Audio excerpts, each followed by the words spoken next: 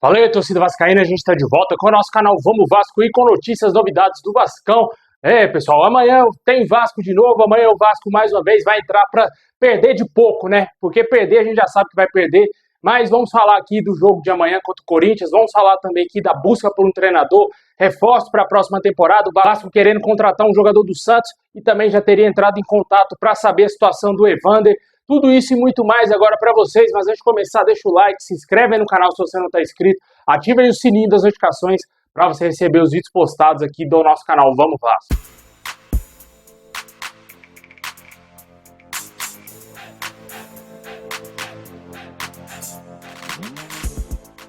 Pessoal, amanhã o Vasco vai enfrentar o Corinthians fora de casa, lá em São Paulo, às 4 horas da tarde. Esse jogo terá a transmissão da Rede Globo e também do Premier Clubes. E o Vasco vai entrar para tentar perder de pouco, né? Porque o Vasco é o legítimo saco de pancadas no Campeonato Brasileiro, né? Ridículo o campeonato que o Vasco faz nessa reta final. Praticamente entregue aí ao campeonato, né? O Vasco esperando somente talvez chegar aos 45 pontos para dar um fim de vez nessa temporada, porque é isso que o torcedor está percebendo nos jogadores, né? Jogadores entregues dentro de campo, nem em São Januário mais o Vasco consegue fazer alguma coisa, é dominado pelos adversários. O jogo contra o Internacional foi uma vergonha. E com certeza a gente espera que algo semelhante aconteça amanhã contra o Corinthians, já que o Vasco não é favorito, cara. Mesmo o Corinthians desfalcado, o Vasco não ganha lá contra o Corinthians em São Paulo há não sei quantos mil anos. Acho que foi lá quando o Edmundo voltou para o Vasco que o Vasco ganhou lá a última vez. Também teve aquela vitória lá em 2007 que foi crucial. O Corinthians cair para a segunda divisão com o gol do Allan Kardec. Fora isso aí, meu amigo, ó, quantos anos tem isso? Muita gente que me acompanha aqui nem era nascido em 2007, quando o Vasco ganhou pela última vez o Corinthians lá em São Paulo. E certamente não será amanhã que isso vai acontecer, cara. Pelo prognóstico do jogo, cara, a gente tem que ser realista. Eu sei que o clubismo fala mais alto, eu sei que a gente ama o Vasco, confia que o Vasco vai tentar fazer alguma coisa diferente, mas com o Paiva no comando, com um elenco desse fajuto, Galdames no meio campo, Léo Pelé na zaga, você vai esperar o quê de um time desse, cara? Não tem o que esperar. Essa é a realidade. Se quiser me xingar, aí xinga, mano. Pode falar o que você quiser aí no vídeo. Mas essa é a minha opinião. Eu já tô de saco cheio de ver a cara desse bando de jogadores fajutos que o Vasco tem, de ver esse amadorismo que nunca acaba no clube. A gente vê todos os clubes evoluindo e o Vasco sempre na mesma merda. O Vasco sempre continuando do mesmo jeito. Nada muda dentro do clube. Veio o SAF só para afundar mais ainda o Vasco. Veio um presidente que é ídolo do clube, até agora não mostrou que veio, até agora não está fazendo nada. Péssimas contratações, que era o que interessava. Não contratou o zagueiro que a gente esperava para o meio do ano. O zagueiro dele é o Léo Pelé, porque se ele não contratou, ele confiou no Léo Pelé, no serviço do Léo Pelé. E o que a gente está vendo é a zaga do Vasco como uma das piores zagas do mundo. Do mundo. Qualquer time que o Vasco jogar hoje, ele toma gol. Se jogar contra time de quarta divisão, o Vasco toma gol. Com certeza isso aí é culpa dessa diretoria que não teve a capacidade de trazer um zagueiro menos pior do que a zaga João Vitor e Léo, João Vitor e Maicon. Tinha que ter trazido um zagueiro menos pior do que esses aí. E o Vasco não conseguiu fazer esse movimento no mercado. Trouxe péssimos reforços. Aquele suíço, cara. Fiquei com vergonha daquele cara em campo. Aquilo ali não é jogador de futebol. Agora sim eu entendo porque o Rafael Paiva não coloca aquele jogador em campo, não colocava, né? Colocou. E quando ele entrou em campo, a gente viu que é um jogador. A gente viu que é um jogador ali, cara, sinceramente, velho, que jogaria na terceira divisão aqui no Campeonato Brasileiro. Com certeza não dá mais para o Vasco errar. O Vasco vem errando muito todos esses anos. Ainda não estamos livres totalmente do rebaixamento, cara. Precisa de 2 pontos. Se não ganhar jogo do Cuiabá e do Atlético Goianiense, que são os únicos jogos que eu vejo que o Vasco tem potencial para pelo menos pontuar no Campeonato Brasileiro aí, até essa reta final, aí, meu amigo, vai ter que contar com a sorte e secar quem está na zona para o Vasco não cair de divisão, porque esse time está entregue. O time está entregue ao campeonato, não tem mais chance de Libertadores. Sul-Americana, só um milagre se continuar jogando dessa maneira aí, só um milagre, vai cair no colo do Vasco a vaga na Sul-Americana. Certamente o não rebaixamento do Vasco é para se comemorar, porque o Vasco fez tudo para cair de divisão nessa reta final do Campeonato Brasileiro.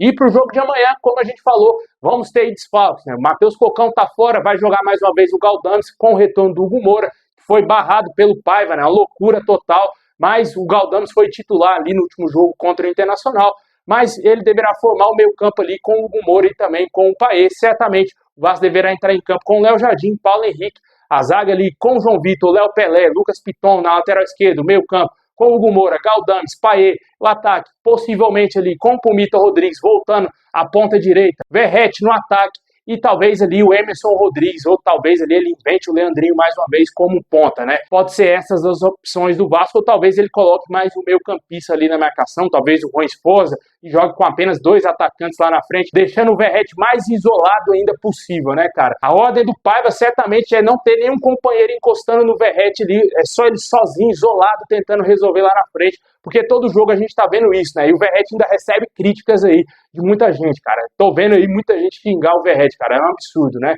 Infelizmente, isso é treinador. O Vasco não tem um técnico hoje. Cheguei até certo ponto da temporada, defender o Rafael Paiva, mas hoje não dá mais, cara. Sinceramente, eu sou fora Paiva. Totalmente não dá pra esse cara continuar trabalhando no clube. Volte pra categoria de base, evolua mais pra quem sabe começar lá de baixo, porque do Vasco não dá pra ele começar a ser um técnico, né? Deixa nos comentários o que você espera para o jogo de amanhã contra o Corinthians. Se você acha que o Vasco vai perder de pouco, 1-0 Corinthians, acho que dá para comemorar, né? Realmente esse time vai entrar aí para se defender e não tomar um sacode como tomou contra o Botafogo e também contra o Fortaleza, também sendo humilhado pelo Internacional. Um placar baixo, poderia ter sido 4-5 para o Internacional, tranquilamente, mas o Vasco se livrou de levar uma goleada em São Januário, só porque jogamos em São Januário. Se fosse no Beira-Rio, meu amigo, era 6-7-0 facilmente.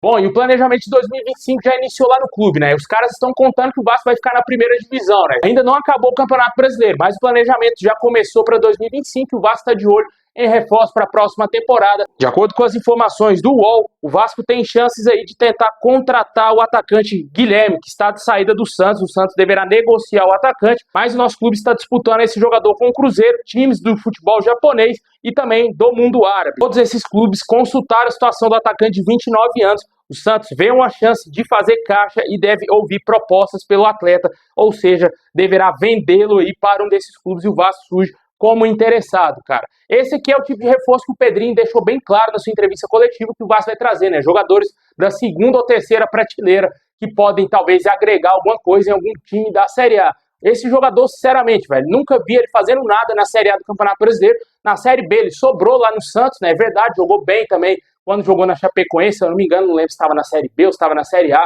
mas em time grande, na Série A do Campeonato Brasileiro, ele foi muito mal no Grêmio, na passagem dele pelo Grêmio, acho que foi o último time grande que ele atuou na Série A, e com certeza não sei se seria interessante para o Vasco essa contratação, mas certamente lá no Vasco vai ser esse tipo de reforço. Quando sondou o Aleph Manga, eu falei aqui no canal, é esse tipo de reforço que vai aparecer no Vasco, não esperem craque. Aí começaram as especulações do zagueiro Danilo, mas essas especulações foi no meio do ano, né, cara? Não sabemos se isso vai progredir, se vai existir uma possibilidade ainda dele sair da Juventus para fechar com o Vasco. Fato é de que o Pedrinho deixou muito claro que o Vasco vai buscar jogadores da segunda prateleira, não vai disputar jogadores com ninguém, só vai fazer aquela oportunidade de mercado, né, cara?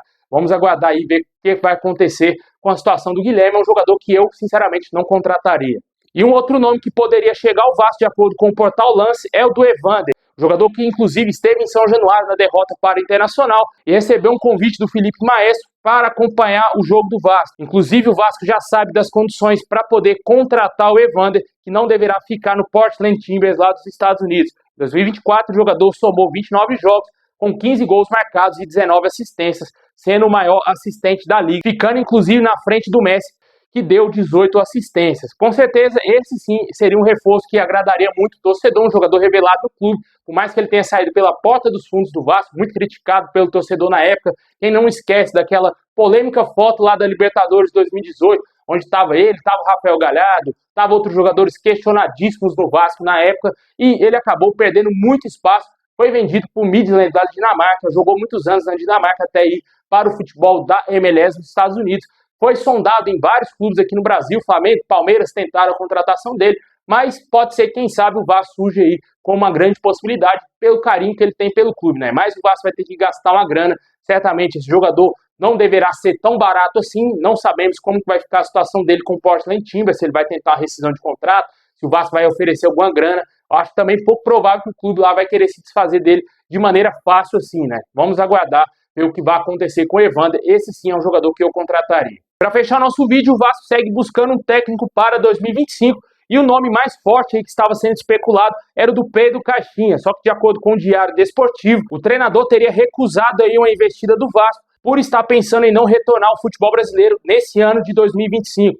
O português já tinha recusado a proposta do Santos e a investida do Vasco foi por intermediários e o treinador disse não, e a tendência é que ele não seja o técnico do Vasco na próxima temporada, a menos que ele fique sem opções aí no mercado. Aí ele não tem outra escolha a não ser retornar ao futebol brasileiro. Foi muito mal no Red Bull Bragantino nessa temporada, o Red Bull tá caindo para a segunda divisão por culpa do Pedro Caixinha, que era o treinador deles até pouco tempo, e se cair, vai todo para conta do Caixinha, né? Literalmente, vai todo para conta do Caixinha. O cara fez um péssimo trabalho no Red Bull nessa temporada, mas no ano passado ele foi bem, né? O Red Bull conseguiu bons resultados, foi muito bem no Campeonato Brasileiro, só que nesse ano foi muito abaixo e não sei se seria o melhor nome. Essa história de técnico português no Vasco, cara, eu já tenho trauma disso aí, eu não contrataria ninguém. Podia ser aí até o Abel Ferreira, que eu acho que iria dar errado no Vasco. Deixe nos comentários quem para você deve ser o melhor nome para comandar o Vasco na próxima temporada. Dificuldades o Vasco, logicamente, irá encontrar no mercado, porque não tem dinheiro.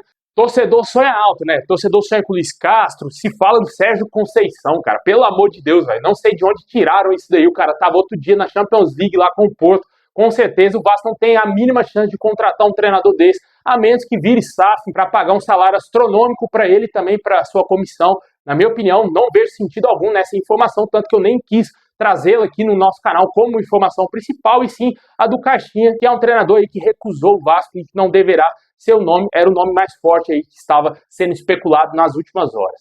Deixe nos comentários quem para você deve ser o novo técnico do Vasco em 2025. O fato é de que o Paiva, se tomar a goleada amanhã, Felipe Maestro deverá assumir o clube.